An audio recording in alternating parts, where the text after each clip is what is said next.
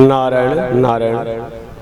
बोलिए श्री लक्ष्मी नारायण भगवान की।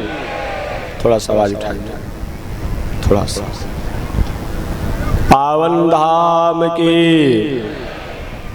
श्रीमन नारायण लक्ष्मी नारायण श्रीमन नारायण लक्ष्मी नारायण श्रीमन नारायण नारायण नारायण श्रीमन नारायण नारायण नारायण श्रीमन नारायण भवतारायण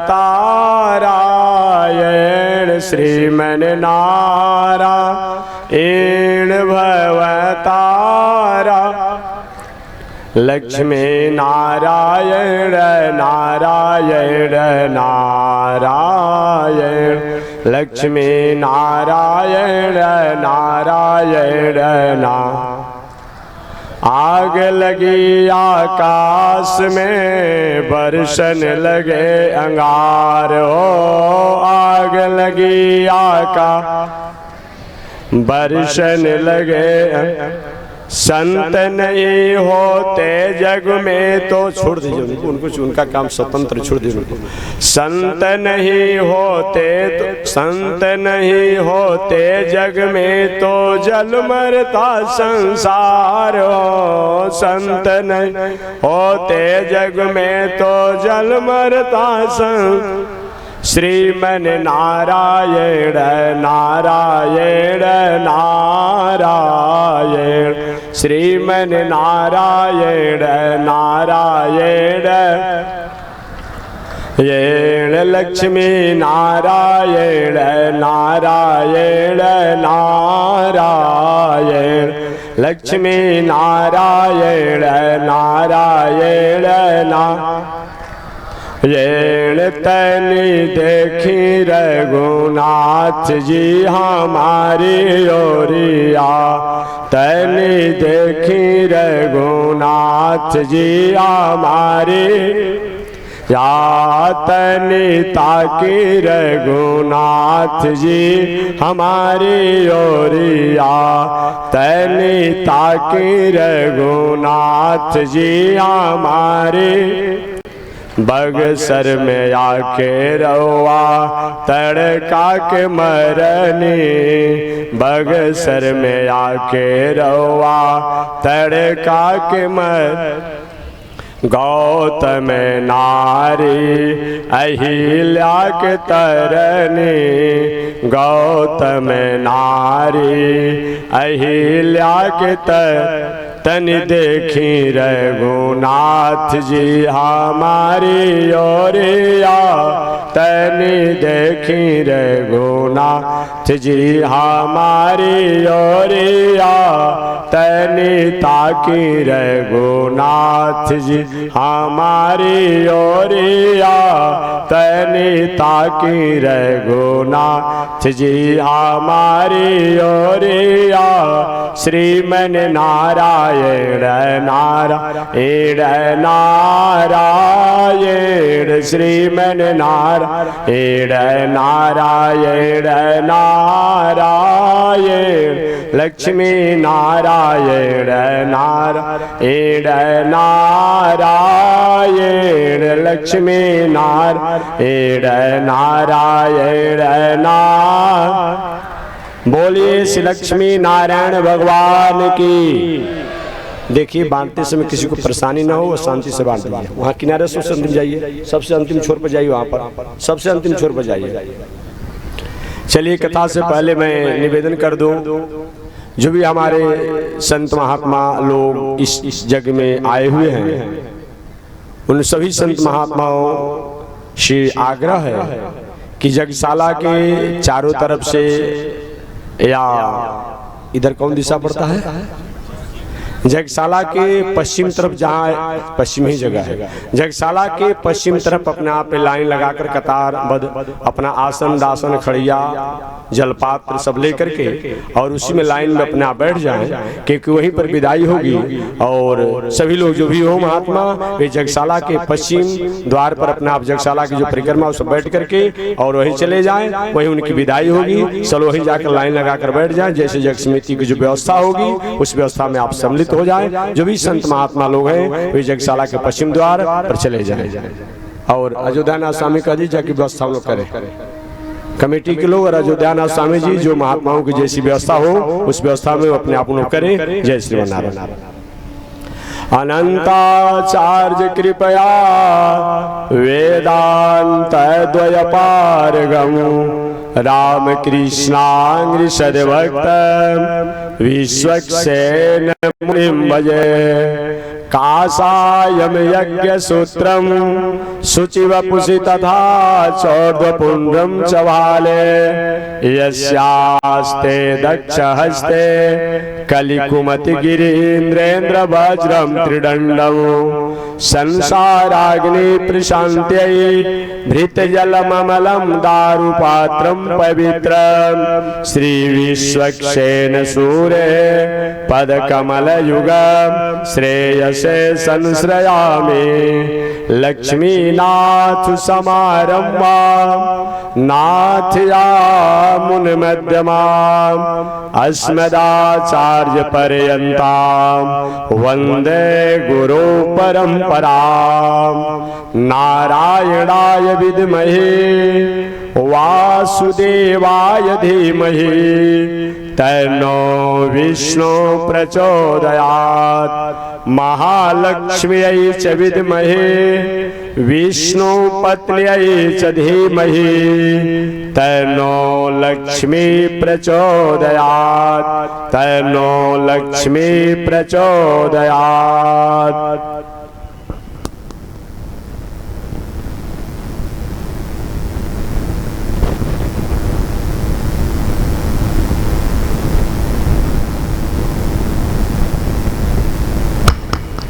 परमाराध्य श्री लक्ष्मी नारायण भगवान प्रातः स्मरणीय पूज्य आचार्य श्री के जुगल चरणों में कोटिशः नमन। भगवत भागवत आचार्य कैंकर्य पारायण महानुभाव, अभी आप हरिद्वार की पावन भूमि से चलकर आए हुए माया मधुसूदन पीठाधीश्वर जगत गुरु रामानुजाचार्य स्वामी वैकुंठनाथ जी महाराज द्वारा आपने कथा श्रवण किया अल्प समय में। ठीक इनसे पहले प्रयागराज की पावन भूमि से चलकर आए हुए राधा माधव पीठाधीश्वर जगत गुरु रामानुजाचार्य स्वामी मुक्तिनाथ जी महाराज द्वारा भी भागवत कथा आप लोग श्रवण किए होंगे। अभी बैठ जाइए वहीं पर, खड़ा मत लोग पीछे परेशानी, आप बैठ जाइए, आप बैठ जाइए, रास्ता हट कर इधर बैठ जाइए, किधर बैठ जाइए, किसी को परेशान मत कीजिए, व्यवस्था करने में किसी को व्यवस्था मत कीजिए, पीछे को लोग नहीं रहा। माया अपने आप में राधा माधव पीठाधीश्वर स्वामी प्रयाग द्वारा आपने कथा श्रवण किया। चलिए मैं भी पावन कथा को निवेदन करूं। मैं प्रथम दिन आपके सामने निवेदन किया था मानव जीवन में अगर हम अपने उद्देश्य और लक्ष्यों से भटक जाते हैं, यही मेरा विषय था। इसी कथा पर लाकर मैं आज उपसंहार कर दूंगा, यही मेरा विषय था। मानव जीवन में अरे कहीं हम अपने लक्ष्यों से अपने उद्देश्यों से कहीं हम भटक जाते हैं तो हमारे जीवन में साधन संसाधन तो प्राप्त होते हैं, लेकिन साधन संसाधन प्राप्त होने के बाद भी उसके द्वारा हमें न शांति की प्राप्ति होती है, न संतोष होता है, न संस होता है, न आनंद की प्राप्ति होती है। इसलिए जीवन में कितनी भी विषम परिस्थिति आ जाए अपने लक्ष्यों को कभी भूलना नहीं चाहिए। प्रश्न यहाँ पर यह होता है कि आखिर हमारा लक्ष्य क्या है, हमारा उद्देश्य क्या है। हर व्यक्ति जानता है मेरा लक्ष्य क्या है, मेरा उद्देश्य क्या है, ये बताना नहीं है। हर व्यक्ति जानता है मेरा लक्ष्य क्या है, मेरा उद्देश्य क्या है। अगर आप गृहस्थ आश्रम में हैं, परिवार पत्नी बाल बच्चों के साथ हैं, खेती व्यापार नौकरी अगर आप करते हो, या आप कहीं दाढ़ी मुछ बढ़ा करके लाल कपड़ा पहन करके दंड कमंडल लेकर के चिमटा लेकर घूमिएगा ना, भले संसार और समाज में आपकी पूजा हो जाएगी, अच्छी बात है, लेकिन आपके भीतर से एक टीस रहेगा, एक भीतर से घबराहट रहेगी अपने आप में कि मैंने काम क्या अच्छा किया है, मैं अपने बच्चों को, अपनी पत्नी को, अपने परिवार को छोड़ करके भेष बना लिया है, आके जिसका मैंने हाथ पकड़ा है उसका क्या होगा, जिस बच्चों को मैंने जन्म दिया है उसका क्या होगा। भले समाज जाने या न जाने, दुनिया जाने या न जाने, आप किसे कहें या न कहें, लेकिन भीतर से आपके मन में एक उदासी आती है। यही बात नहीं, कोई संत महात्मा हो, कोई संत महात्मा विरागी हो, और वो कहीं अपने आप गृहस्थ आश्रम में, आज के जमाना में जो चल रहा है कि 2-4-10 दासी नहीं हो अपने आप में, तो सही में अपने आप बड़े महंत कहलाने का अधिकारी नहीं होते हैं। बहुत बड़े अपने आप राज ऋषि जी हैं। काहे के लिए राज ऋषि हैं? 10 गो अगल से, 10 गो बगल से, 10 गो आगे से, 10 पीछे से घूम रही है अपने आप में बस दासिया, वो बड़े राज ऋषि हैं, इसीलिए राज ऋषि बने हुए हैं। दुर्भाग्य है ऐसे लोगों को जो अपने आप में इस तरह से व्यवहार करके और संस्कार संस्कृति को अलंकित करते हैं। उससे तो अच्छा एक विवाह करके मर्यादा से रहिए ना, कौन आपको रोकने जा रहा है।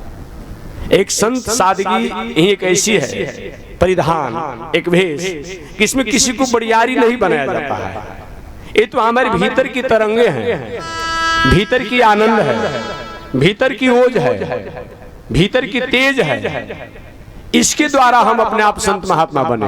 कहीं देखने में कहीं बन जाएंगे तो कहीं हम जीवन और मार्ग से भटक जाते हैं। लेकिन आज होता क्या है, हम ज्ञान मार्ग के लिए, भक्ति मार्ग के लिए, आनंद मार्ग के लिए तो निकलते हैं, कि जब भी ऐश्वर्य वैभव को प्राप्त करते हैं तो हम कहीं मार्ग में भटक जाते हैं। कभी लोग हमसे कहते रहते हैं, किसी के नाम समाज सभा में नहीं लेना, इसी में नाम नहीं ले रहा हूँ, लोग तो महाराज जी इसमें दोष नहीं लेगा, ये राज ऋषि जी हैं, राज ऋषि हैं, अति इनमें दोष नहीं लगेगा। नहीं नहीं, इस बातों को करके संस्कार संस्कृति को आप कलंकित मत किया जाए, और कलंकित मत कीजिए। राज ऋषि का मतलब जानते हो क्या होता है?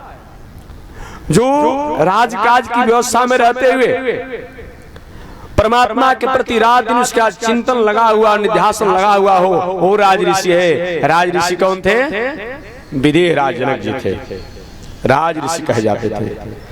विश्वामित्र बाबा भी पूर्व आश्रम में पहले जब थे अपने आप में राज ऋषि थे अपने आप में, लेकिन जब उन्होंने छोड़ दिया तो छोड़ दिया, पुनः अपने आप में लौट करके आने की कोशिश नहीं किया।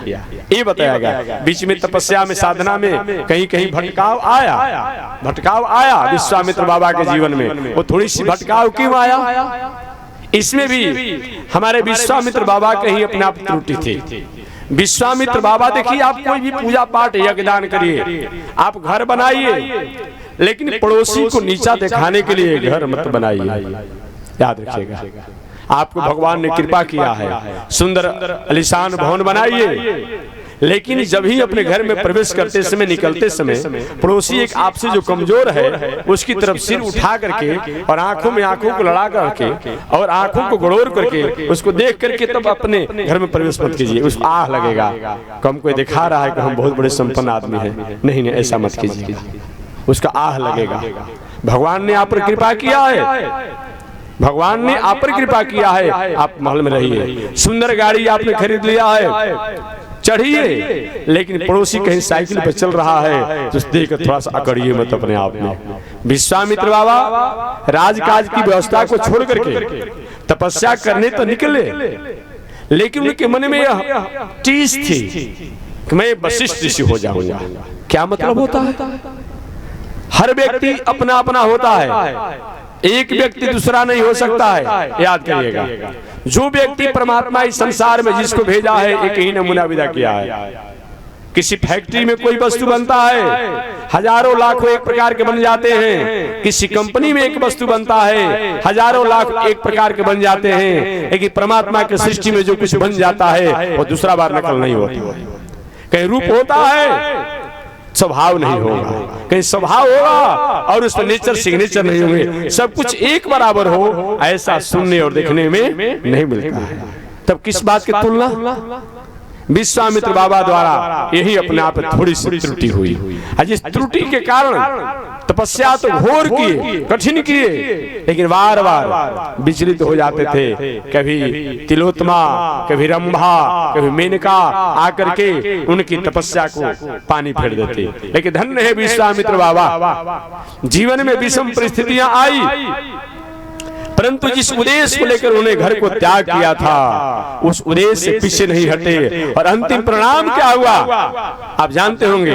अंतिम परिणाम क्या हुआ कि ब्रह्मर्षि पद तक ही प्राप्त किए। और इतना ही नहीं, जो परम ब्रह्म परमात्मा एस नारायण श्रीमान श्री राघव निकेतन नाग पर्यंत मुसृज यागतो मथुरामपुरी, जो परमात्मा, जो ब्रह्म, जो अपने आप में उस वैकुंठ में रहते हैं, क्षीर सागर में रहते हैं, वो साक्षात राम के रूप में आए और राम के गुरु बनने का अधिकार प्राप्त हुआ। तो विश्वामित्र बाबा को हुआ।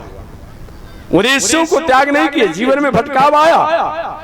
विश्वामित्र बाबा के तपस्या के समय जीवन में भटकाव आया, लेकिन अपने उद्देश्यों से पीछे नहीं हटे, जिसका परिणाम हुआ कि ब्रह्म जो है, परमात्मा जो है, रामावतार में जब आए तो विश्वामित्र बाबा के अपने आप में शिष्य बने। इसीलिए मैं गया था बद्रिकाश्रम में कुछ दिन पहले, 2-3 महीना पहले मैं गया था बद्रिकाश्रम। कहीं भाई व्यवस्था कर दी, कहीं जल्दी कर दीजिए। मैं बद्रिकाश्रम में गया था। मैं बद्रिकाश्रम में गया था तो मैंने वहां पर निवेदन किया, लोग महाराज कुछ प्रवचन में प्रवचन करने नहीं आए, तो भगवान के दर्शन करने आए हैं। तो मैंने निवेदन किया वहां पर कि सुनिए, बक्सर और हम लोग बिहार जो है, याद रखिएगा अपने आप में, भगवान श्री राम का गुरु स्थान भी है, याद रखिएगा। ये बक्सर एक ऐसा स्थान है, कोई अपने आप भगवान का स्थली हो सकता है तो गुरु स्थली नहीं, और कोई गुरु स्थली हो सकता है तो भगवान का स्थली नहीं। लेकिन बक्सर क्या है? सतयुग के अवतार पावन भगवान की जन्मस्थली है। सतयुग के जो भगवान बावन थे, सात्विक अवतार कहे जाते हैं, उन बामन भगवान की जन्मस्थली है। इस कश्यप अदिति महातप की ना, कश्यप अदिति द्वारा ही पूरे सृष्टि जो है, अभी पूरे सृष्टि का 1/4 अगर विस्तार किसी ने किया है तो कश्यप ऋषि ने किया है, याद रखिएगा। और वो कश्यप ऋषि कहाँ के? बक्सर के। कश्यप अदिति महातप की। मैंने दूसरी बात वहां निवेदन किया, आज भले इस गंगोत्री गंगा का और गोमुख का दर्शन करने हम लोग आए हैं, लेकिन गंगा जो है ये अपने आप में बक्सर की बेटी है। मैंने कहा था अपने आप में कि बक्सर की बेटी है। लोगों ने कहा ऐसे कैसे बात आप करते हैं? मैंने कहा कि समझिए, इसलिए तो शास्त्र को पढ़ा जाता है। मैंने कहा कि जिस समय अपने आप में भगवान वामनावतार जब प्रकट हुए थे और दैत्यराज बलि के यहाँ जब मांगने के लिए जब गए थे, 3 पग भूमि को उन्होंने मांगा, 2 पग में अपने आप, 1 पग में तो उन्होंने 1 पग पृथ्वी पर और दूसरे पग उठाए, अंतिम ब्रह्मलोक तक चला गया। उससे ब्रह्मा जी ने अपने कमंडल में भगवान के चरणों को धो करके रखा था। वही बाद में स्वर्गलोक में आई, अपने आप जल को गिराया गया। तो अपने आप में बताया गया है कि ब्रह्मा के कमंडल में होने के कारण अपने आप में वह भगवान के चरण पादोदकी हुई, पुनः स्वर्ग में आई तो अपने आप में स्वर्गदा के नाम से जानी गई। पुनः वही शंकर जी की जटा में आई तो जटा शंकरी कहलाई। वही बाद में जब भगीरथ राजा ने अपने रथ के बीच में जब लेकर के आया तो भगीरथी गंगा कहलाई। लेकिन वह कौन गंगा है? वो भगवान के चरणों का धोया हुआ जल जो है, वही गंगा अपने आप धराधाम पर आई और उसी सगर महाराज के पितरों का कल्याण होगा। इसलिए एक गंगा जी का जन्म स्थान है। और गंगा जी का ही नहीं जी, जमुना जी का भी जन्म स्थान बक्सर है। आप कहें कैसे? आप पूछ सकते हैं हमसे कैसे? तो मैं निवेदन करना चाहूंगा, जमुना जी के पिता का नाम क्या है? सूर्य। सूर्य के प्रथम पत्नी से, सूर्य के प्रथम पत्नी से 2 पुत्र हुए थे, जिसमें एक का नाम था सत्यव्रत श्राद्ध देव वैवस्वत मनु। सत्यव्रत श्राद्ध देव वैवस्वत मनु। और दूसरे पुत्र का नाम था यम, जो बाद में जमराज कहलाया। एक पुत्री हुई जिनका नाम था जमी, जो बाद में जमुना हुई। और सूर्य किसके पुत्र हैं? कश्यप ऋषि के। सूर्य किसके पुत्र हैं? कश्यप ऋषि के हैं। तो जमुना का भी अपने आप में जन्मस्थली अगर है तो कहीं अपने आप बक्सर है, और गंगा का भी जन्मस्थली है तो बक्सर है। भले हम समझे या न समझे तो ये बात अलग है। हाथी अपने बल को नहीं पहचान पाता या पहचान पाती, लेकिन हाथी में कितना बल है एक पिलवान समझता है, हाथी का मालिक समझता है। जंगलों में आप देखते हैं कि मजबूत से मजबूत अपना बड़े से बड़े वृक्षों को उस हाथी के पैरों में बांध दिया जाता है, खींचते हाथी अपने आप जंगल से नीचे गिरा देता है। उसको अपने बल का पता नहीं है, लेकिन उसके बल का पता दूसरे को चलता है अपने आप में। वही बात है, आप भले भूल जा रहे हैं, इतना ही नहीं, वही अपने आप में बक्सर आपका बिहार प्रदेश है, जहां पर कल भी मैंने कहा था भगवान श्री राम अगर बक्सर में नहीं आए होते तो ब्रह्म रूप में अपने आप जिस तरीका से प्रचार हुआ, हो सकता है वह उद्देश्य कहीं अधूरा रह जाता है। इसलिए ये बक्सर जो है ये भगवान की भी जन्मस्थली है और भगवान श्री राम की गुरु स्थली भी है, इस तरह अपने आप में बताया गया है। वैसे जगह पर हमारे विश्वामित्र बाबा तपस्या साधना किए। तो मैं निवेदन करना चाह रहा था कि मानव जीवन में अगर हम अपने उद्देश्य और लक्ष्यों को कहीं भूल जाते हैं तो बहुत ऊंचाई पर चढ़ने के बाद भी, बहुत स्थिति को प्राप्त करने के बाद भी मन में अशांति रहती है, मन में उपद्रव रहता है, मन में खिन्नता रहती है। इसलिए दुनिया हमसे कितना संतुष्ट है ये उतने अपने आप में महत्वपूर्ण नहीं है। हम जो कर रहे हैं क्या सही माने में ठीक है कि नहीं है, इस पर विचार होना चाहिए। ये बताया गया। महर्षि वेदव्यास महाराज ने वेदों की रचना किया, यही मेरा प्रसंग है। वेदों की रचना किया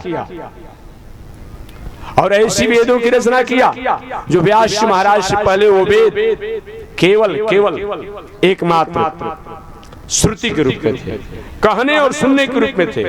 उस वेद को लेखनी के रूप में व्यास महाराज ने लिखा, लेकिन थोड़ी सी गलती हो गई व्यास जी महाराज द्वारा। उन वेदों में व्यास जी ने कुछ ऐसे वाक्यों को लिख दिया तामसी और राजसी, जो उसका प्रमाण दे करके आगे आने वाले समय में लोगों ने उसी तामसी और राजसी पूजन और जजन कर दिया। आज यही तो कारण है अश्वमेध जग, गोमेध जग, निर्मेध जग बलि होता है अपने आप पूजा के समय पर, चाहे आपका मुंडेश्वरी हो, चाहे आपका और जहां जहां हो, अपने आप में कहीं न कहीं अपना बलि, यहाँ तो शायद नहीं होता है ना जी, यहाँ नहीं पहले होता होगा।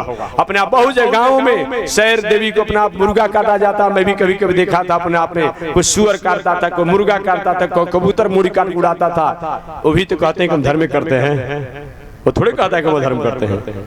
अरे जिस अवधूत परंपरा जिनको कहते हैं अपने आप में अघोर परंपरा कहते हैं, वो जिस अघोर परंपरा में अपने आप में, वो भी थोड़े कहते हैं कि हम अपने आप में अधर्म करते हैं, वो कहते हैं हम भी तो धर्म करते हैं, वो भी तो कहीं कहीं प्रमाणे देते हैं अपने आप में।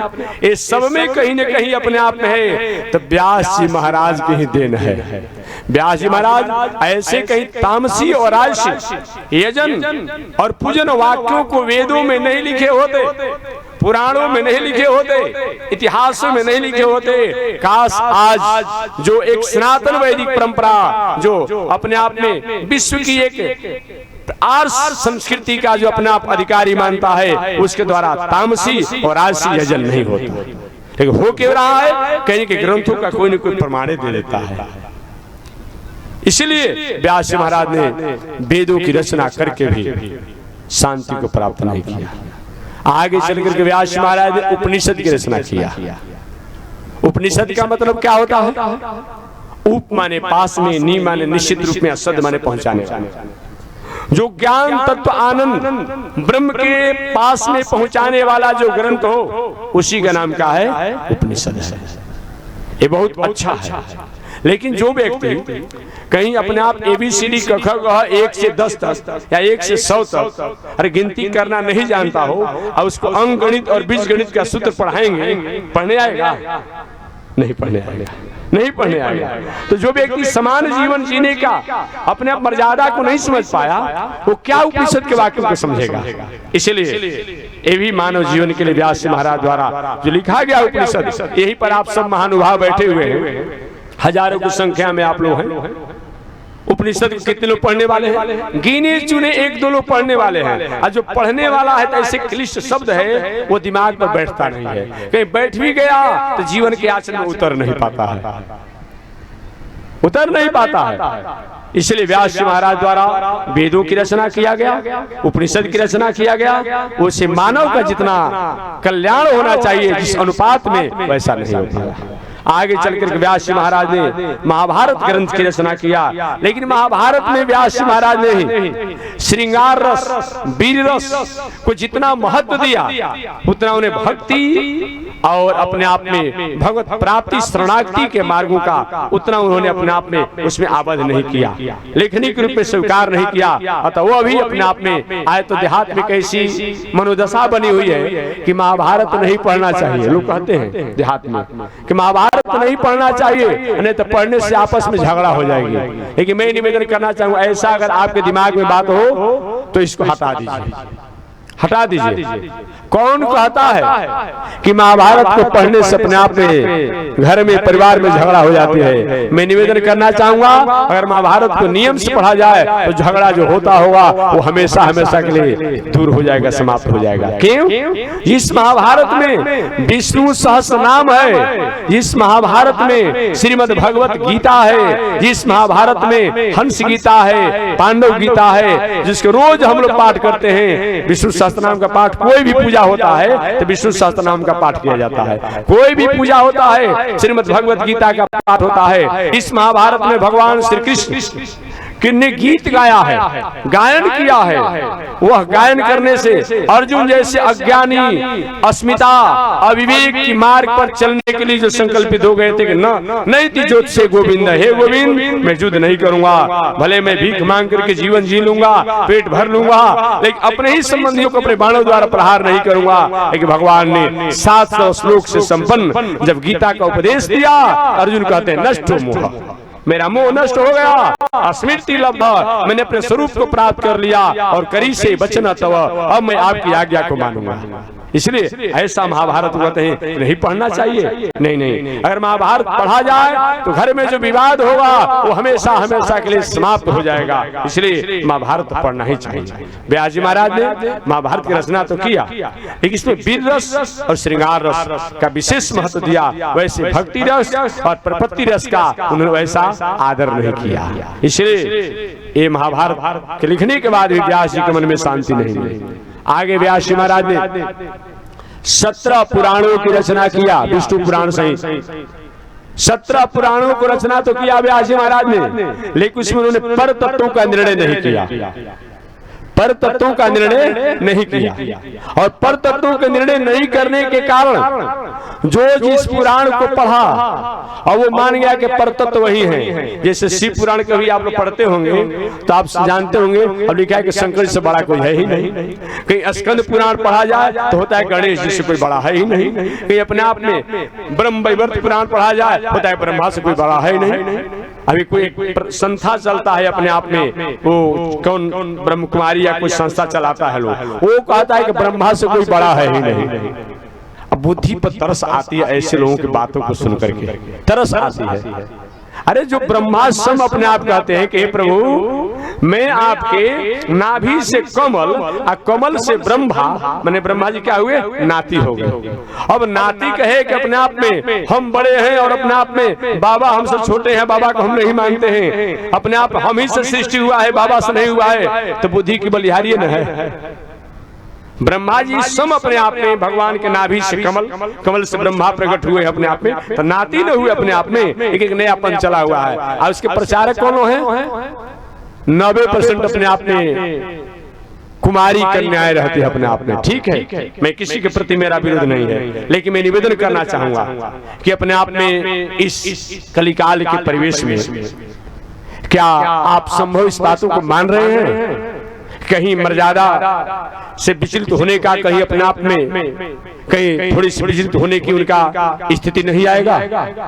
इस बातों को कभी त्यागा नहीं जा सकता है, भले कोई कहे अपने आप में, क्योंकि शास्त्र जब कहता है उसको नकारा नहीं जा सकता है। मात्रा शस्त्रा दोहित्रा वा न विविकता सुनो भवेत्, बलवान इंद्रियो ग्रामो विद्वान स्वपि कर सके। याद रखिए अपने आप में शास्त्र कहता है चाहे माता हो, चाहे बेटी हो, चाहे बहन हो, चाहे पुत्री हो, ऐसे भी वो अपने आप में उनको समय अनुसार अपनी मर्यादा अपनी गरिमा को संभालना चाहिए। इस मर्यादा गरिमा में अपने आप में एक गृहस्थ आश्रम को स्वीकार करे अपने आप में। ऐसा अगर नहीं होता है तो कहीं न कहीं अपने आप में विचलित होने की संभावना बनती है। एक पौराणिक कथा मैं सुना दूं। इस श्लोक को जब हमारे जैमिनी ऋषि पढ़ रहे थे व्यास जी से कि गुरु जी ये श्लोक जो लिखा है ना ये थोड़ा संशोधन कर दीजिए ना, कि माता बहन के साथ भी कभी कभी इंद्रियों का इस समूह इतना बलवान है कि थोड़ा सा कुसंगत होता है तो दिग्भ्रमित होने की संभावना रहती है। ऐसा नहीं माना जा सकता है। क्या आप पत्र पत्रिका में नहीं पढ़ते हैं? मैं कुछ दिन पहले उत्तर प्रदेश में था, गांव नहीं बताऊंगा, नाम नहीं बताऊंगा, कहना भी थोड़ा सा घृणा लग रहा है, लेकिन कथा इसलिए सब बातों कहा जाता है कि यदि किंचित कोई मार्ग पर भटकने की कोशिश करता हो थोड़ा सा संकोच आएगा और संकोच आकर उस मार्ग से थोड़ा सा अपने आप पीछे हटेगा। मैंने एक दिन अपने आप लोगों ने सुनाया, महाराज जी एक अपने आप में चाची जो है अपने भतीजा को लेकर चली गई। कुछ दिन पहले मैं उत्तर प्रदेश था। अब बताइए इसी कहां तक गिरा हुआ स्थिति माना जाएगा जी? रोज पत्र पत्रिकाओं में आप पढ़ रहे हैं, इसको नकारा जा सकता है। नकारने का मतलब कि तो आपने उस शास्त्र को नकार दिया। इसलिए कहा गया है रोज पत्र पत्रिका में रोज पढ़ रहे हैं अपने आप में, ये हमारा विषय नहीं है, क्योंकि हमसे अधिक आप जानते हैं, पत्रिकाओं को पढ़ते हैं, अखबारों को पढ़ते हैं, टेलीविजन द्वारा समाचार सुनते हैं। केवल मैं याद दिला रहा हूँ अपने आप में। इसलिए माताओं की अपने आप गरिमा होती है, जब ये मर्यादा का अधिकारी हो जाए समय अनुसार अपने आप में उनके पिता द्वारा, भाई द्वारा और लोग अभिभावकों द्वारा जहां उनकी जीवन यापन के अपने आप संबंध को स्थापित कर दे, उसके बाद आप भक्ति करिए ना। कौन आपको रोकने जा रहा है?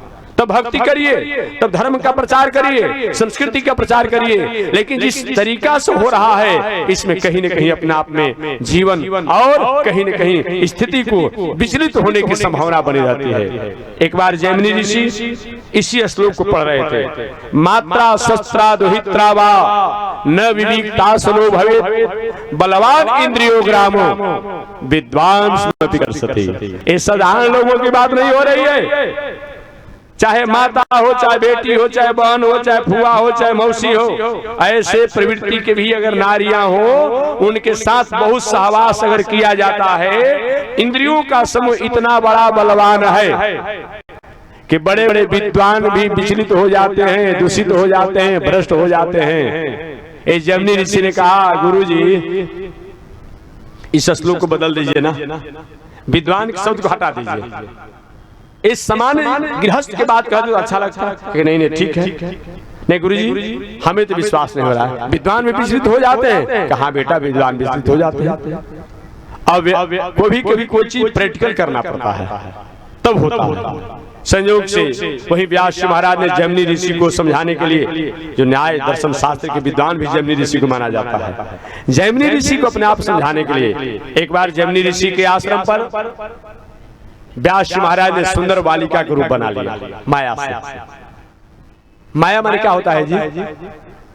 माया माने होता क्या है? अरे कभी कभी आप लोग मोबाइल पर अनेक प्रकार के उपद्रवकारी जो दृश्य देखते हैं, माया ही न है, उसे कुछ मिलता है। लेकिन कितने लोग इतना उसमें तन्मय हो जा रहे हैं। अरे कितने लोग तो मोबाइल के देख कर अनेक प्रकार की चीजों को सुसाइड हो जा रहा है, क्या क्या और सुनते हैं, वो क्या है देख कर को हो जाता अपने आप में। जो वस्तु सत्य न हो लेकिन जब तक देखा जाए तब तक सत्य प्रतीत हो, उसी के नाम तो माया है, उसी के नाम माया है। जो आप आज मोबाइल में टेलीविजन द्वारा देखते हैं, वस्तु अपने आप में वो सत्य न हो लेकिन देखते समय अपने आप मालूम पड़े कि वह सत्य है अपने आप में। अब व्यास महाराज ने माया रूपी एक स्त्री का, कन्या का भेष बना लिया, ज्योति का, और उसके सहेलियां भी प्रकट हो गई और कंदुक अपने से उछाल करके खेलने लगी जैमिनी ऋषि के आश्रम पर। कुछ देरों के बाद जोड़ों से माया द्वारा अपने आप में आंधी तूफान आई, और आंधी तूफान जब आई तो क्या हुआ, सभी ज्योतियां तो कहीं न कहीं जाकर के छुप के चली गई। एक ज्योति जो स्वयं व्यास महाराज ही बने थे, वो अपने आप जोड़ों से वृष्टि भी आने लगी, भिन्न करके शरीर अस्त व्यस्त हो गया, अस्त व्यस्त। वो जाकर एक वृक्ष की ओट में वो ज्योति छुप गई अपने आप में, किसी तरह से ठंडा से बचने के लिए, बारिश से बचने के लिए। जैमिनी ऋषि ने विचार किया कि दया शरीर से धर्म न पूजा। बताया गया जिस प्राणी में दया नहीं है, जिस मनुष्य में दया नहीं है, वो मनुष्य होने के बाद मनुष्य कहलाने का अधिकार नहीं है। दया तो होनी चाहिए, लेकिन दया का एक मान होना चाहिए, एक मानक होना चाहिए। सभी दया नहीं होनी चाहिए, ये बताया गया है। अब जैमिनी ऋषि क्या किया, उस ज्योति से कहे सुनो, मैं गुफा में तो रहता हूँ, लेकिन तुम मेरी गुफा में आ जाओ और मैं वृक्ष के किनारे चला जाऊंगा। यहाँ तक तो बात समझ में आई। वो सही में उस ज्योति जो पानी से अपना भिंजी हुई थी, ठंडा से कांप रही थी, उसको अपने गुफा में कर दिए और जैमिनी ऋषि अपने आप आगे वृक्ष की ओट में आ गए। जाते समय के सुनो, अर्धरात्रि में एक प्रेत आता है, कितना भी कहेगा गुफा के द्वार को खोलना नहीं है, कहकर चले गए। ठीक 12 बजा, प्रेत तो प्रेत है ही, ये हमारा मन भी तो प्रेत है। अभी शांति से बैठे हुए हैं, अब मन रूपी प्रेत कहीं उखड़ गया अपने आप में, कब चलो कहीं जूता उता का नया पहन ले, बहुत इस समय खर्चा का अभाव चल रहा है, पर चल देंगे। प्रेत न हो मन, कितना आए कथा सुनने के लिए, कितना लेकर पढ़ के चले जाएंगे।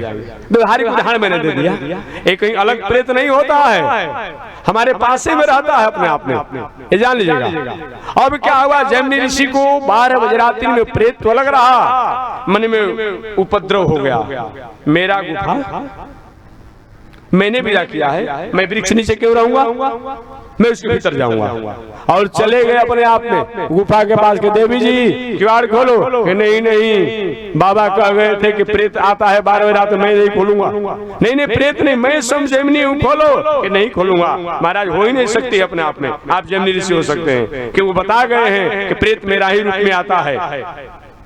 अब रात्रि में 12 बजे रात्रि में क्या किए, गुफा जो होता अपने आप में संत माता पढ़ाते, ऊपर धुआं और सूर्य प्रकाश का कुछ छेद होता है। अब रात्रि में पत्थर से तोड़ तोड़ कर गुफा को अपने आप फैल करने लगे, इसी से घुस जाऊंगा।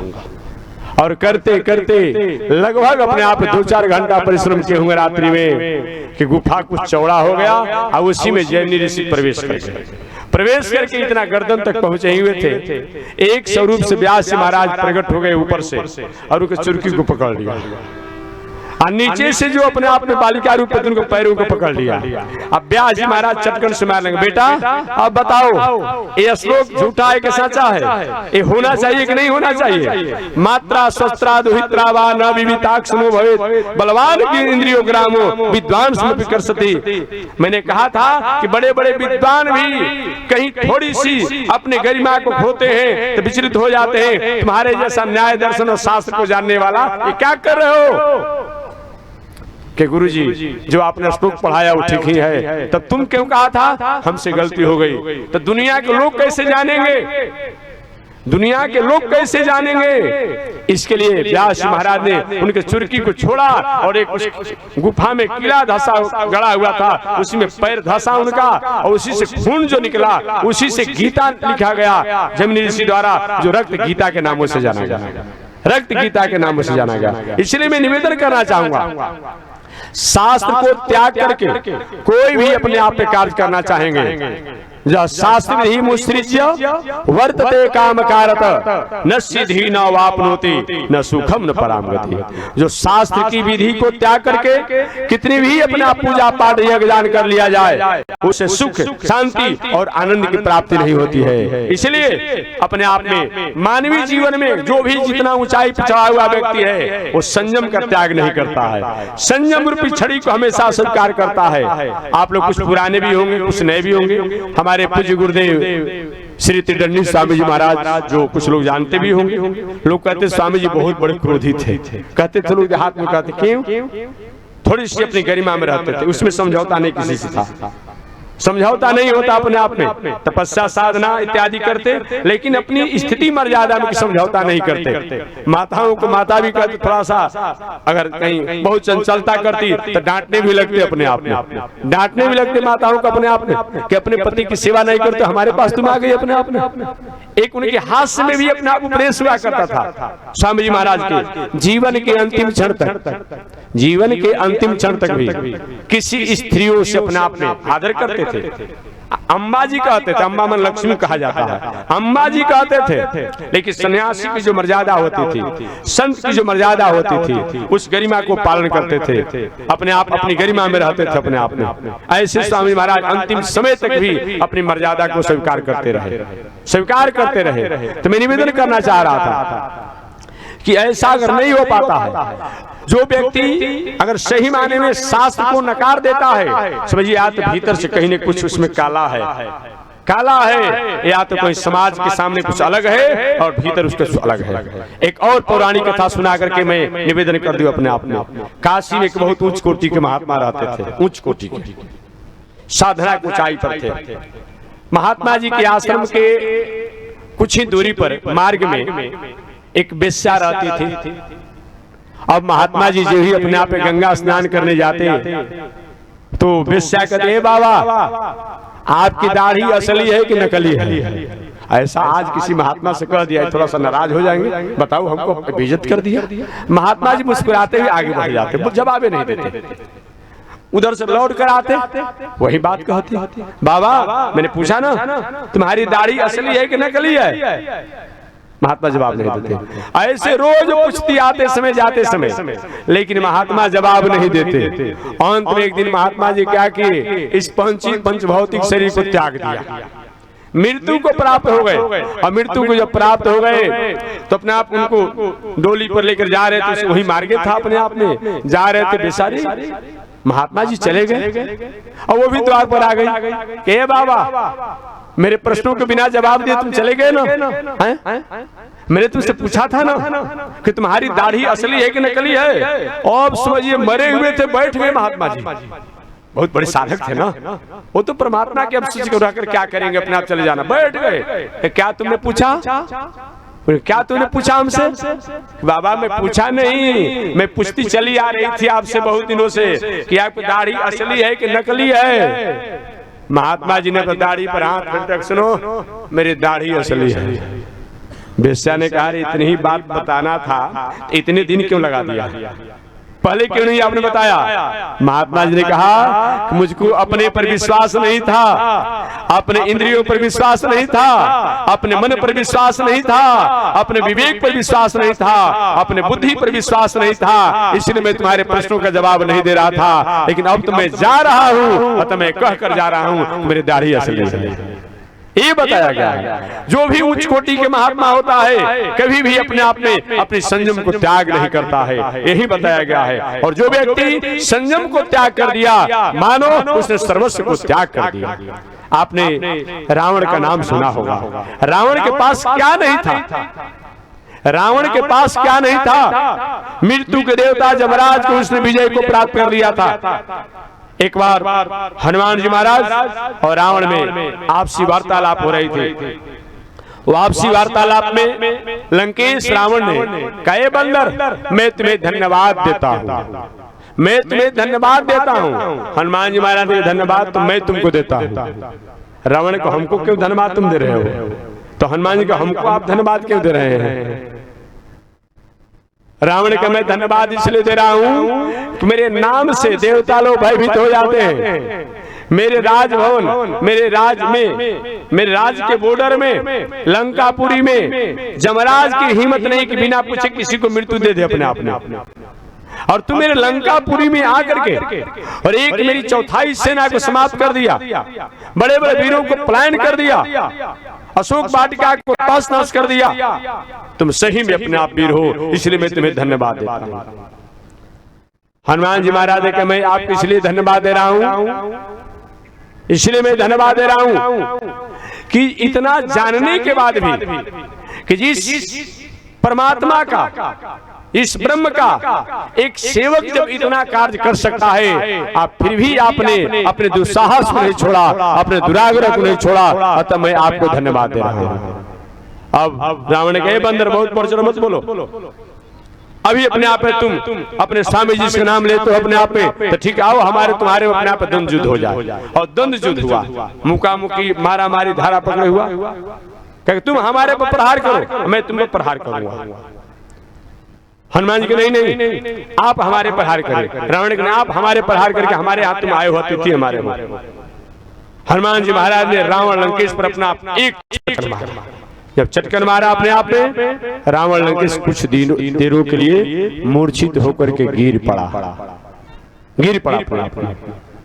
कुछ देरों के बाद जब होश आई तब कहा, बंदर सही में तुम हो, सही में तुम हो अपने आप में, लेकिन अब मैं तुम पर प्रहार कर रहा हूं। और लंकेश रावण ने भी अपने आप क्या कहा, हनुमान जी पर प्रहार किया। हनुमान जी मूर्छित तो नहीं हुए, लेकिन कुछ देरों के लिए थोड़ा सा आंख जो खुला हुआ था बंद हो गया।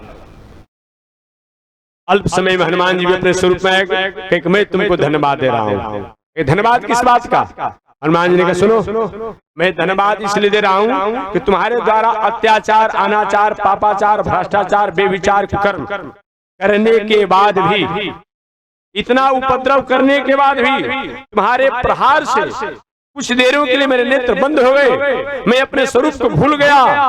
और कहीं अपने आप में तुम मेरे जैसा होता, कहीं तुम अपने आप में श्वास लेता, हुंकार भरता, तो सृष्टि प्रलय हो जाती। लेकिन इतना अपना उपद्रव करने के बाद भी इस तरह हुआ है, अतः मैं तुम्हें धन्यवाद देता हूँ। अर्थात मैं कहना चाह रहा हूँ कि संयम का कितना बड़ा महत्व होता है। जो व्यक्ति संयम को छोड़ दिया, मानो सब कुछ खो दिया। जिस व्यक्ति ने संयम को स्वीकार किया, वो खोया हुआ चीज को भी प्राप्त कर लेता है। याद रखिएगा, सुदामा जी के पास संयम था और दुनिया के कोई साधन नहीं थे, वो सब कुछ प्राप्त हो गया।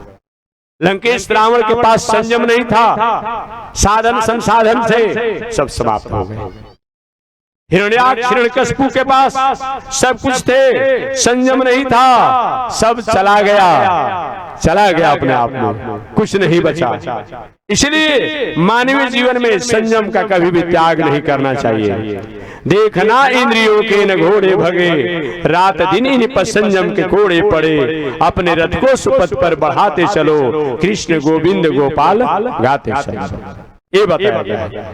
हमारे व्यास जी महाराज ने वेदों की रचना किया, उपनिषद की रचना किया, इतिहास की रचना किया, 17 पुराणों की रचना किया। जिन जिन पुराणों को व्यास जी महाराज ने रचना किया, उस पुराण के अलग अलग उपास लोग अपने आप में हो गए। कोई पढ़ते होंगे, हमसे भी कभी लोग पूछते हैं, महाराज जी शिव पुराण में ऐसा लिखा है, स्कंद पुराण में ऐसा लिखा है, ब्रह्म वैवर्त पुराण में ऐसा लिखा है, पद्म पुराण में ऐसा लिखा है। आखिर सही में होना क्या चाहिए? देवी भागवत कुछ अलग लिखा हुआ है, दुर्गा सप्तशती में कुछ अलग लिखा हुआ है। एक व्यक्ति ने यहाँ तक हमसे कह दिया कि दुनिया की सृष्टि करती है भगवती करती है।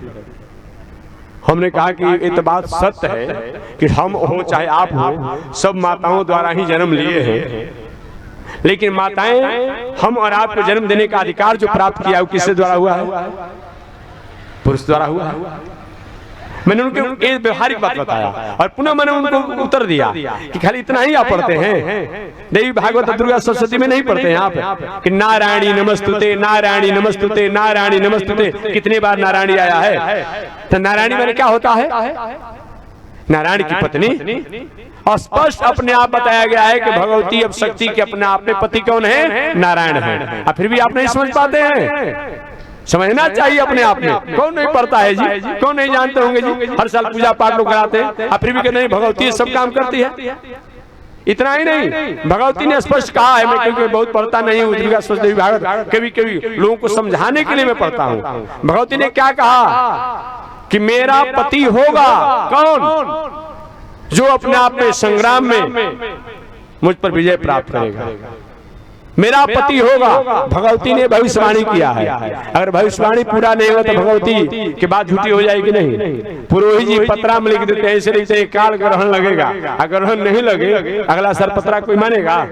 नहीं मानेगा अपने आप में। अमुक समय सूर्यास्त होने वाला है और नहीं होगा तो अगला सर पत्रा को माना जाएगा? नहीं माना जाएगा। तो भगवती ने कहा है मेरा पति होगा जो संग्राम में हम पर अपना विजय प्राप्त करेगा। और दूसरी तरफ नारायणी नमस्तुते, नारायणी नमस्तुते, अर्थात अपने आप भगवती के पति का नाम नारायण है। नारायण है अपने आप में। इसलिए शास्त्रों को पढ़िए, रितंबरा बुद्धि से पढ़िए, प्रज्ञ बुद्धि से पढ़िए, अज्ञ बुद्धि से मत पढ़िए, अपने आप में विज्ञ बुद्धि से पढ़िए। ये मैं निवेदन करना चाह रहा हूं। तो मैं निवेदन करना चाह रहा, व्यास जी महाराज ने 17 पुराणों की रचना किया।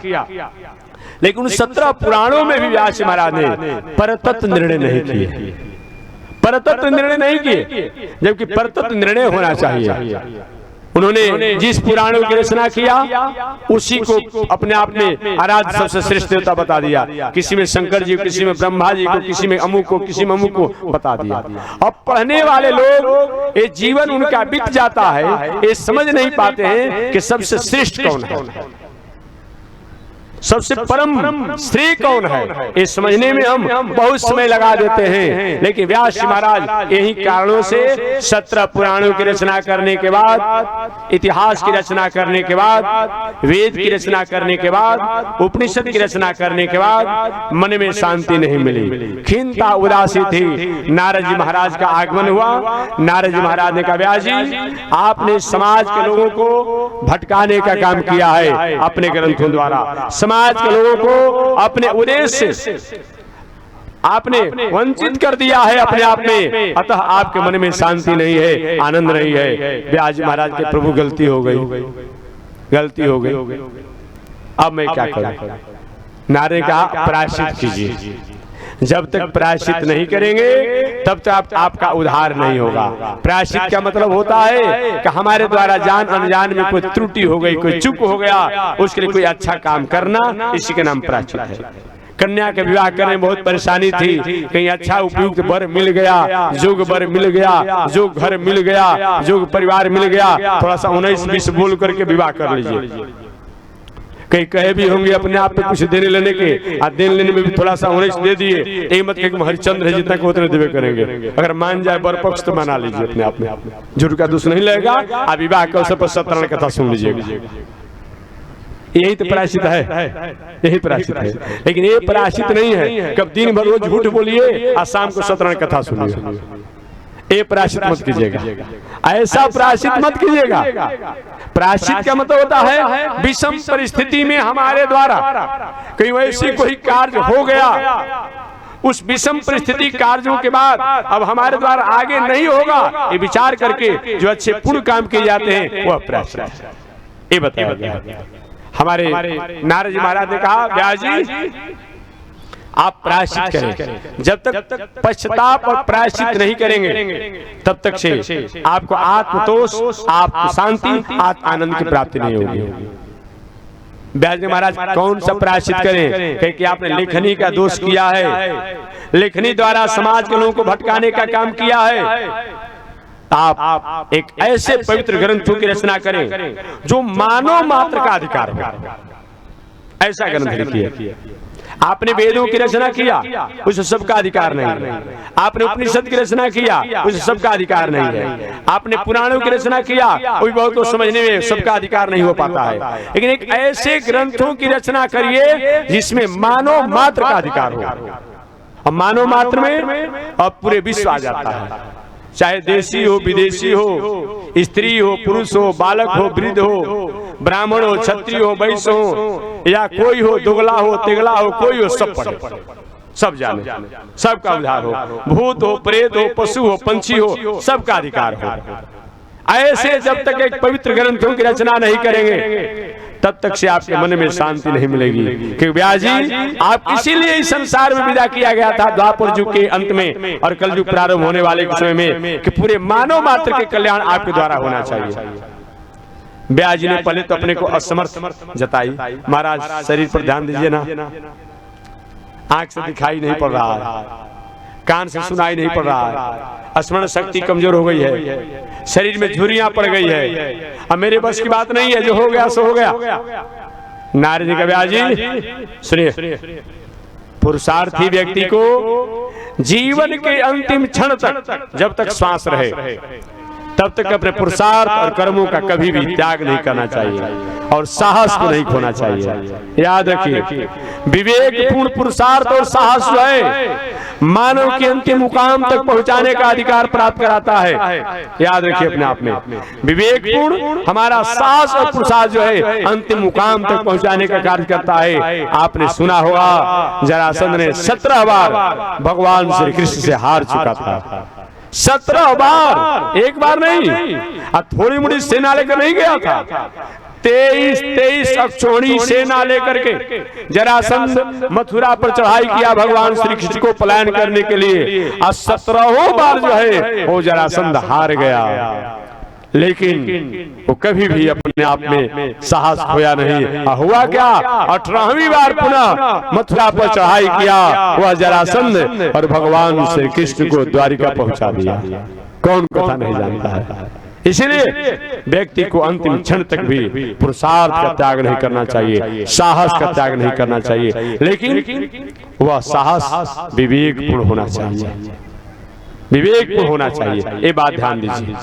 हमारे नारद जी महाराज ने कहा, व्यास जी विवेकपूर्ण पुरुषार्थ अगर किया जाए तो अप्राप्त वस्तु भी प्राप्त हो जाती है। इसलिए और नारद जी ने अपने 3 जन्म की कथा सुना दिया। सुनिए व्यास जी, आज विवेकपूर्ण पुरुषार्थ का फल है कि जो आज देवर्षि नारद जो आपके सामने है, कहीं किसी समय में एक गंधर्व का बेटा था।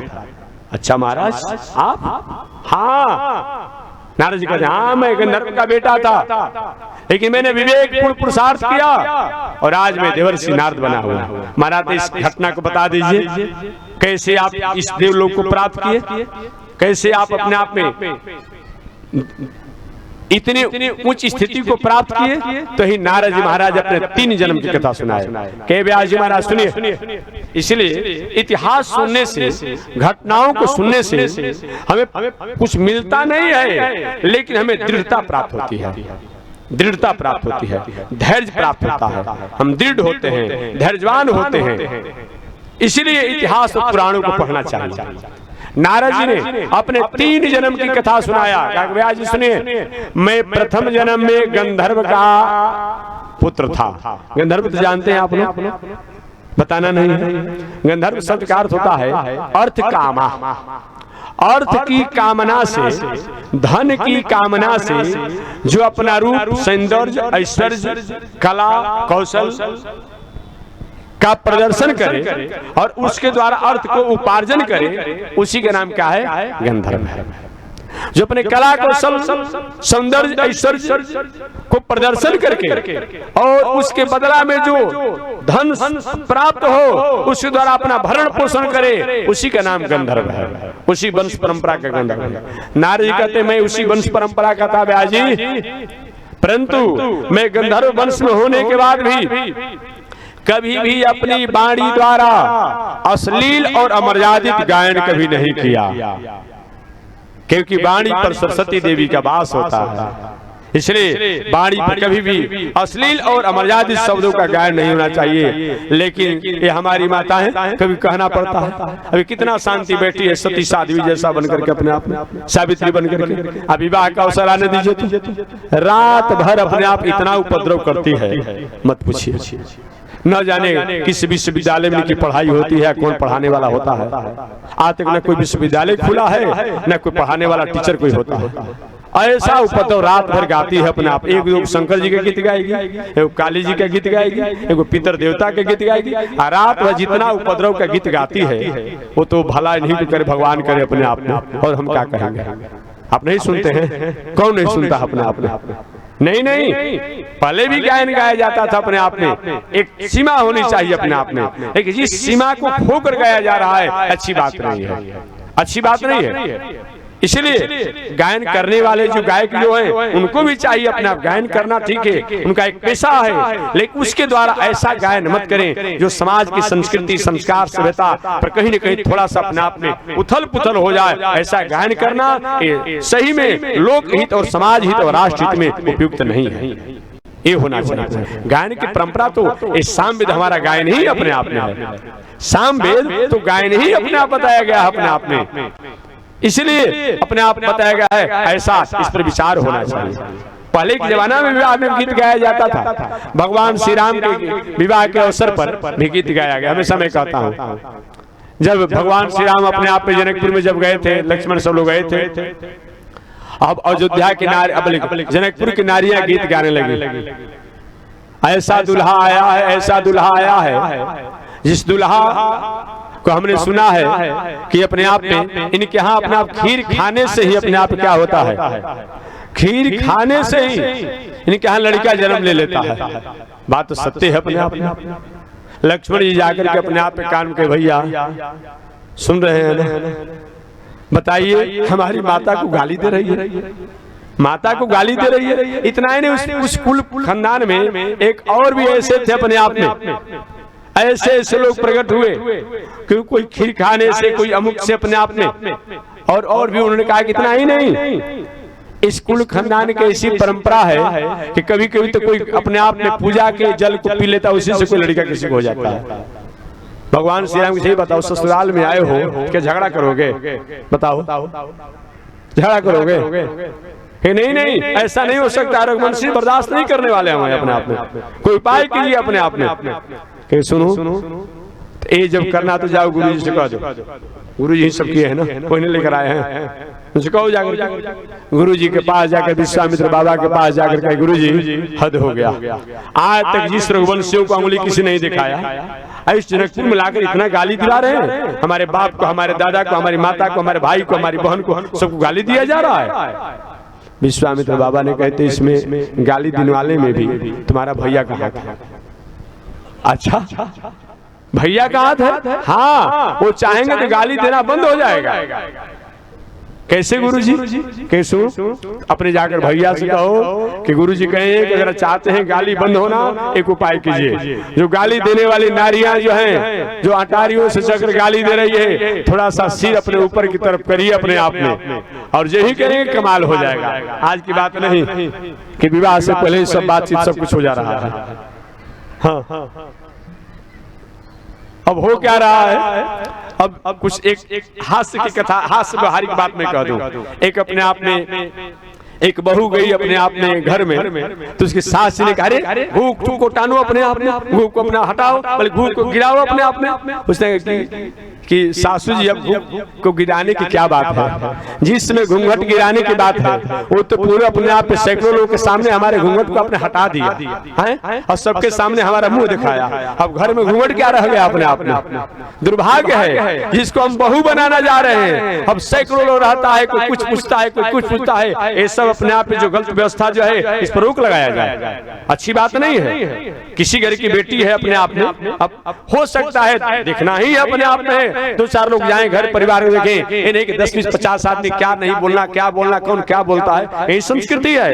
नहीं, इस पर विचार किया जाए, न तो आगे आने वाले समय में एक समाज के लिए बहुत बड़ी समस्या हो जाएगी।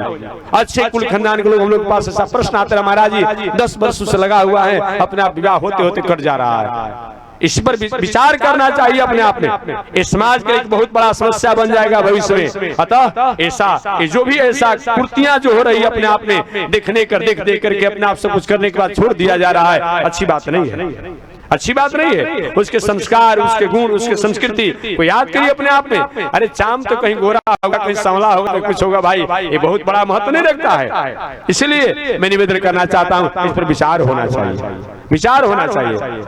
गुरु जी ने कहा, सही में भगवान श्री राम ने जी थोड़ी सी सिर को ऊपर किया, जो जनकपुर की नारियां जो अपने आप दशरथ जी को, राम जी को सब वहां की गाली दे रही थी, अब जनक जी को गाली देना शुरू कर दिया।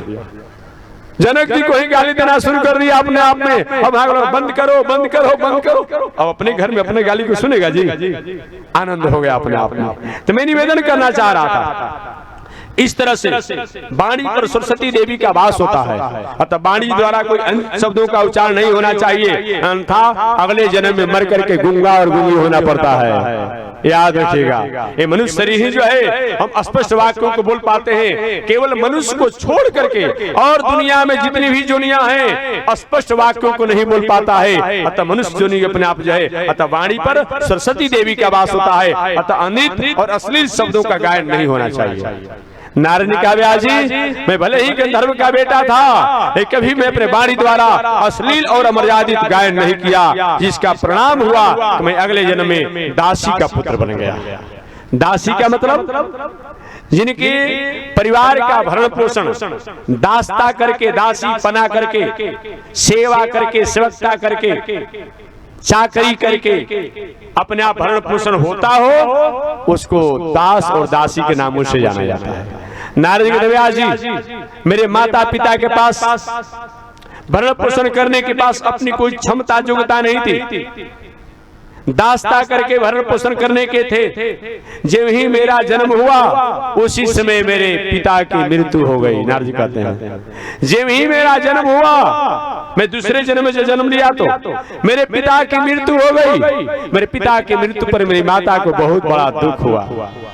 मैं जन्म तो लिया, एक तरफ मेरे जन्म की खुशी है तो दूसरे तरफ मेरे पिता की मृत्यु का शोक मेरी माता को है। मेरी माता ने मेरे पिता को किसी नारद जी कहते हैं मेरे पिता को किसी संस्कार किया और मुझे गोद में लेकर के एक गृहस्थ ऋषि के आश्रम पर चली गई। आज आश्रम का मतलब क्या होता है जी?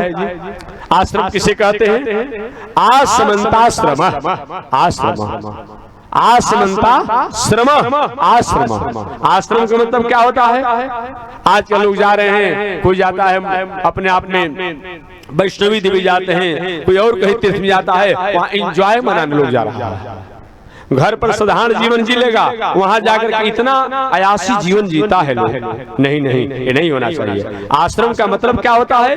विलासी आयासी जीवन का त्याग करके और सतोमय जीवन में प्रवृत्त होना, इसी का नाम अपने आप में ही तीर्थ होना चाहिए। आश्रम का मतलब आश्रम। आप धूप में 12 बजे आ रहे थे, पसीना से लथपथ थे, प्यास भी लगी थी, आते आते कहीं पेड़ दिखाई पड़ा, बगल में जलाशय भी था जल पीने का, आप यही वृक्ष नीचे आए, आह किया। जो हमारा श्रम था अपने आप धूप से वो थोड़ा सा शांति मिली। आह करते हैं, आह माने जहां जाने के बाद हमारे दिल, दिमाग, मन, बुद्धि, चित्त, आहार, व्यवहार, स्वभाव, संगत में किसी प्रकार की कोई त्रुटि हो, बुराई हो, खामियां हो, जहां पहुंचने के बाद, जहां जाने के बाद वो दूर हो जाए, उसी के नाम क्या है? आश्रम। ये समझिए, आश्रम। हमारे नारद जी महाराज कहते कि मेरी माता हमको लेकर के एक गृहस्थ ऋषि के आश्रम पर गई और वहाँ गाय सेवा मेरी माता करने लगी, मैं भी वहाँ अपने आप में रहने लगा। कहते व्यास जी समय बीतते चला गया, कुछ समय के बाद मैं भी थोड़ा कुछ बड़ा हो चुका था, कुछ अपने आप में आत्म प्रबोध भी हमें प्राप्त हो गया था। एक बार संत महात्मा सन्यासी जी आए और चतुर्मास करने के लिए उन्हें व्रत ले लिया। चतुर्मास का समय था, सन्यासी जी चतुर्मास करने लगे। मेरी माता को गाय सेवा के लिए और सफाई करने का मौका मिला अपने आप में। मैं भी उस सन्यासी जी कथा सुनता था, बहुत कुछ तो हमें ज्ञान नहीं होता, लेकिन मैं कथा सुनते सुनते ही निर्णय किया कि शरीर जो नश्वर है, इस शरीर में रहने वाला जो आत्मा जो है वही शाश्वत है। ये आत्मा किसी का नहीं है, वो परमात्मा का है, अतः उससे संबंध स्थापित करना चाहिए। 4 महीना का समय बीत गया, 4 महीना का समय उन संत महात्मा सन्यासी जी का बीत गया। अब यहाँ पर 5 दिन के समय बीतने में देर लगा जी? नहीं लगा।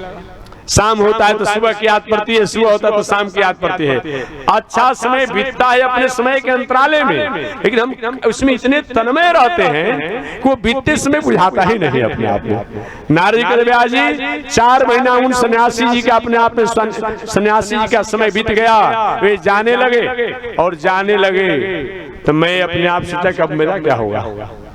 मैं भी दौड़ते हुए गया, नारद जी कदम में दौड़ते हुए गया और जाके बाबा के चरण पकड़ लिया। बाबा हमको भी साथ ले चलो ना, कमंडल आपके लिए चलेंगे, लंगोटी साफ करेंगे, सेवा आप करेंगे। महात्मा जी सुनो भाई, अभी तुम छोटे अवस्था में हो, अपने माता पिता से पूछ लो, माता पिता से पूछ लो, माता पिता आज्ञा देंगे तो हम साथ ले चलेंगे। अब इतना अभी महात्मा जी उन नारद जी को समझा ही रहे थे और अचानक नारद जी की माता वहीं पर आ गई और महात्मा के सन्यासी जी के सामने रोने, बाबा 4 महीने मैंने आपकी सेवा किया है, क्या सेवा का ही फल होगा? मेरे इकलौते पुत्र को आप लेकर चले जाएंगे? नहीं, ऐसा नहीं होना चाहिए। नारद जी कहते मैं साधु बनूंगा और उनकी माता कहते मैं नहीं ले जाने दूंगा। महात्मा अपने आप में असमंजस पड़ा, अब क्या करें? अंत में महात्मा ने कहा बेटा जब तक तुम्हारी माता जिंदा है तब तक उनकी तुम सेवा करना और माता के चले जाने के बाद तुम संत बन जाना। इतना कहकर महात्मा जब चलने लगे पुनः नारद दौड़ते, बाबा जा तो रहे हो, एक आधार तो दे दो, बिना आधार के कैसे रहेंगे? आज भी आधार कार्ड बन रहा है ना? नारद जी पहले ही आधार अपने आप पे कार्ड बनवा लिए थे कि बाबा आधार तो दे दो। वही अपने आप महात्माओं ने ओम नमो भगवते वासुदेवाय इस मंत्र का बेटा इस जपो, एक दिन तुम्हारे परमात्मा कृपा हो जाएगी। सन्यासी तो चले गए। नारद व्यास जी महात्मा द्वारा दिए गए मंत्रों को मैं जप करने लगा, और जप करते करते भले ही मैं माला पर ही जप करता था, ओम नमो भगवते वासुदेवाय, लेकिन ऐसा हमारे द्वारा मन में जप हो जाता, माता जी कब जाओगी, कब जाओगी, कब पधारोगी, कब पधारोगी। व्यास जी को भला ऐसा कुछ जपना चाहिए क्या? क्योंकि नहीं, जपना तो नहीं चाहिए, लेकिन साधु बनने का इतना भूत सवार हो गया था व्यास जी कि मैंने सोचा कि जब तक मेरी माता जी नहीं जाएगी तब तक हम साधु बन ही नहीं पाएंगे, इसलिए मैं जपते रहा। व्यास जी कहते, नारद जी कहते हैं कि व्यास जी भगवान ने मेरी जो जप कर रहे थे इसका फल बाद में दिए, लेकिन जो मन में जपते थे भाव से उसका फल पहले दे दिए। और एक दिन मेरी माता गाय दोहन के लिए जा रही थी, काला नाग ने काटा और उसकी मृत्यु हो गई। नारी कहते व्यास जी मैं अपनी माता की मृत्यु पर फूट फूट करके रोया, लेकिन एक नेत्रों से गर्म आंसू बह रहे थे, एक नेत्रों से ठंडा आंसू बह रहे थे। गर्म आंसू इसलिए बह रहे थे मेरी जन्मदात्री माता मुझे छोड़ करके चली गई, और ठंडा आंसू इसलिए बह रहे थे अब मुझे साधु बनने से कोई रोक नहीं सकता है। आगे कहते हैं नारद जी मैंने अपनी माता का संस्कार किया, और संस्कार करके वही महात्मा द्वारा बताए गए मंत्रों को जप करते हुए मैं जंगल की राह पकड़ लिया। ओम नमो भगवते वासुदेवाय। अचानक एक दिन नारद को मैं जप कर रहा था, भगवान का सुंदर छवि जो हमारे सामने दर्शन दिया, जिनका चतुर्भुज रूप था, शंख चक्र गदा पद्म लिए थे, घुंघराला बाल था, सुंदर बटुआ के समान गोला मुंह था, मृगा के समान नेत्र था, बिंब फल के समान ओष्ठ थे, मोती के समान दांत था, सुआ के ठोर के समान नासिका थी। ऐसे अपने आप में भगवान के सुंदर स्वरूप का, और तीसी के फूल के समान सुंदर उनका रंग था। ऐसे स्वरूप का दर्शन करे थे व्यास जी, अचानक वो छवि गायब हो गई, गायब हो गई। मैं चारों तरफ ढूंढने लगा, कहां छवि चली गई। आकाशवाणी हुआ कि अब दर्शन नहीं होगा। मैंने पूछा क्यों नहीं होगा, पुनः आकाशवाणी हुई कि आपका पुण्य इतना ही था। तो नारद को मैंने पूछा कि जब मेरा पुण्य इतना ही था तो हमको दर्शन क्यों कराया गया। आवाज आई इसलिए कि संत शास्त्र पर आपकी अश्रद्धा और अविश्वास न हो, इसलिए हुआ। हे व्यासी उसके बाद पुनः मैं उस मंत्रों को जपते रहा। एक दिन में पुनः इस दासी पुत्र से भी मैं जीवन को समाप्त करके, और तीसरे जन्म में आज मैं देवर्षि नारद बना हुआ हूँ। ये मेरे विवेकपूर्ण पुरुषार्थ का फल है। अतः मानव जीवन में अंतिम क्षण और अंतिम पल तक अपने आप में कभी पुरुषार्थ का त्याग नहीं करना चाहिए। ऐसा कहकर के नारद जी ने व्यास जी को श्रीमद् भागवत महापुराण ग्रंथ रचना करने का आदेश दिया, और सूक्ष्म व्यास जी महाराज को नारायण भागवत को अपने आप सुनाया और उसका विस्तारीकरण करने कहा। समय पाकर के वही व्यास जी महाराज ने गणेश जी की सहायता से 18,000 श्लोकों से संपन्न श्रीमद् भागवत महापुराण ग्रंथों की रचना की, और अपने लाडले पुत्र श्री सुखदेव जी को पढ़ाया और अपने शिशु जी को सुनाया। वही सुखदेव जी महाराज समय पाकर के राजा परीक्षित को श्रीमद् भागवत महापुराण कथा सुना करके उनका उद्धार किए। जो आज भी जन जन में कथा सुनाई जाती है, पढ़ाई जाती है, कही जाती है। ये मानव मात्र में कि सबका ये अधिकार बनता है भागवत पर। इसमें न कोई जाति का निर्णय है, न कोई देश का निर्णय है, किसी व्यक्ति का निर्णय है, क्योंकि सृष्टि के प्रारंभ में तो वह भगवान नारायण है और भगवान नारायण की कथा है। अतः सबका अधिकार बनता है। केवल एक ही इसमें है निर्मल मन, पवित्र भावना से होकर के कोई भी व्यक्ति इस कथा को सुनता है, इस संसार में शांति को प्राप्त करके और शरीर त्यागने के बाद भगवान कृपा का अधिकारी होता है। बस इसी शब्दों के साथ मैं अपने वाणी को विराम दे रहा हूँ। आगे परमात्मा की जय श्री श्रीमन नारायण लक्ष्मी नारायण श्रीमन